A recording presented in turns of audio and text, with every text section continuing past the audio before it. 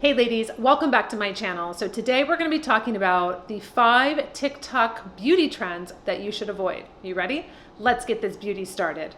So we're going to talk about 5 different TikTok viral beauty trends, DIYs, that you should really avoid. As a licensed esthetician, this is a very important topic for me because you need to know real information from somebody that can tell you, yes, that's definitely okay to do, or no. I really do err on the side of caution. I do follow the rules when it comes to skin, when it comes to safety. I always have. When I was doing permanent makeup, I would never do something that the client asked to do because they saw it on an app, or they saw someone doing it, or they saw it as a trend. You can get into real trouble, ladies, and I've seen it unfortunately come into my studio time and time again, because they allowed someone to do something that was a trend, whether it was lining the inside of the waterline with permanent makeup, which means a tattoo on the inner waterline. It's just not smart. So when I see different trends happening and everyone's following them and, oh, since everyone's doing it, it's okay, I'm here to tell you about 5 TikTok trends, hacks that you should avoid. Let's start with number 1. DIY masks on your face. So you might want to be taking avocado and honey or mixing some yogurt and avocado. That is totally fine. But when you start adding in citric acid, lemons, limes, grapefruit, you're going to run into trouble. So the skin's natural pH is anywhere between 4.5 to 5.5 on the pH scale. When you go less than 5.5, you're getting more acidic. When you go higher, you're getting more alkaline. So you really want to pay attention to balancing your skin. So when you add citric acid in, which is usually considered into peels, you are lowering your pH. So what happens when you do that is that you are changing the pH of your skin. Your skin can be more vulnerable to bacteria or bacteria that causes acne, or just really sensitizing your skin. So that is something you want to avoid, especially too if you decide to do that, your little DIY mask, and then you go outside. Citric acid can have a reaction with the sun, which can burn your skin. So I know this firsthand because back in the day when we would want to, this is in high school, when we want to highlight our hair or add more streaks naturally, we would squeeze lemon or lime into our hair, not realizing that you had to wash off any of the juice that happened to hit your skin, because if not, you do get a chemical burn. And that's what happened to me, whether it was just a burn, blisters. I learned the hard way. So that is something to consider when you're going into a DIY. Just do not add any citric acid or acids to your facials. The second hack that TikTok is promoting is this sunscreen hack, where you are going to naturally contour your face by only putting sunscreen on the high points of your face. So you put the sunscreen on the cheekbones, you put it down the center of the nose, and then you go and lay out, and then your skin gets burned, and then it gives you that natural contour. I mean, how silly does this sound, right? So most of these TikTok users are under 25, the majority. So we are doing damage in our years where you're going to start seeing it in the next 10 to 15 to 20 years. Sun damage is cumulative, as we know. So you are damaging your skin, inflammation, causing pigmentation, because you want to get a natural contour when we have bronzing sticks that we can easily go in and do this safely. You have to really start thinking about these hacks and what they do and why you would do them. That is not a smart thing to do when you can naturally, safely contour your skin with cream bronzers, stick bronzers. You can do highlighting with your concealers. There's so many things you can do. So this hack really should be never ever considered and never be shown again.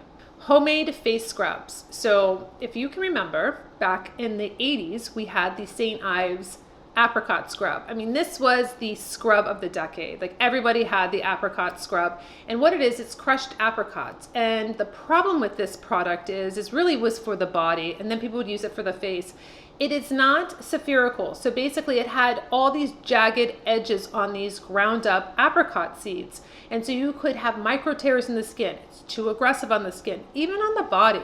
So what happens is that, again, you're breaking down the integrity of the skin. You can have micro tears into the skin, creating redness, creating sensitivity, creating infection.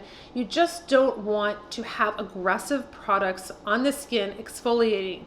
So when you go to a DIY face scrub and you're using coffee grounds or sugar or all these different things, you really have to pay attention to, all right, is this going to be too aggressive on my skin? Am I going to have problems? Will I end up having to go to the dermatologist because of my DIY?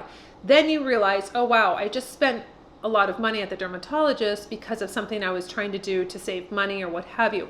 There are a lot of great exfoliants on the market that are for your face. They are designed, created, formulated for your face. So this is important to really realize, okay, you know what? I can use a really easy exfoliation pad that doesn't have granulars, that's very gentle on the skin. You can use face exfoliators. I've shown plenty on my channel that really will nicely exfoliate the skin. Again, you're not exfoliating the skin every day. Maybe 2 to 3 times a week, maybe twice a week, depending on your skin, maybe once a week, depending on your skin. Remember, just because you are doing natural products in your kitchen, creating these DIY scrubs or what have you, doesn't mean it's the right thing for your skin. Really research, understand, and know what damage you could be doing, even though you think it's very benign, it's no big deal, this is natural. Really realize that, because you could end up spending more money having to see a dermatologist. And now this is my biggest issue when it comes to DIY and promoting things that you really shouldn't be doing at home when it should really be done in a treatment room by a licensed esthetician. So that is the DIY lash lift. Now this is a procedure I did in my treatment room that basically is perming the lashes back. It is a more modern way of perming the lashes when you have a silicone pad that goes on the actual lid. This was called, in Europe, it's called LVL, Lift Volume Length. And it is a really big procedure working with chemical solutions and lotions and mixtures and what have you. The eyes are closed, the pad goes on the lids. You pull back, you put a little water-based glue that you pull the lashes back, so they're now back over this pad. At the base, not the mucosal line, you put the base on the lashes, you put the first solution, and it stays on for about 10 minutes. You take that off, you put another solution on, that's going to be the setting solution, then you take that off, then you tint the lashes, you take that off with oil, and when you use the oil on the pad, the lashes will just come off and they look beautiful. This is not something that you do to yourself at home. Again, this is not a procedure that you would do to yourself at home. You wouldn't tint your lashes at home. No, I know some people do. I've heard my clients say that they did this. You are running into a very big risk of getting a solution, a perming solution in your eye. You could go blind. Yes, it is possible. You could damage your lashes. You could have so many different issues.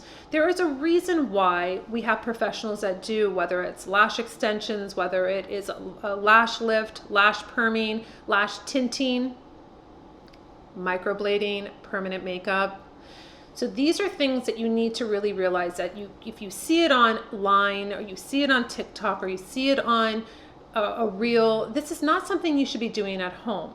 And again, I will reiterate, I'm very passionate about this because you will run into trouble. There is a reason, again, why you would pay a certain amount for someone's training.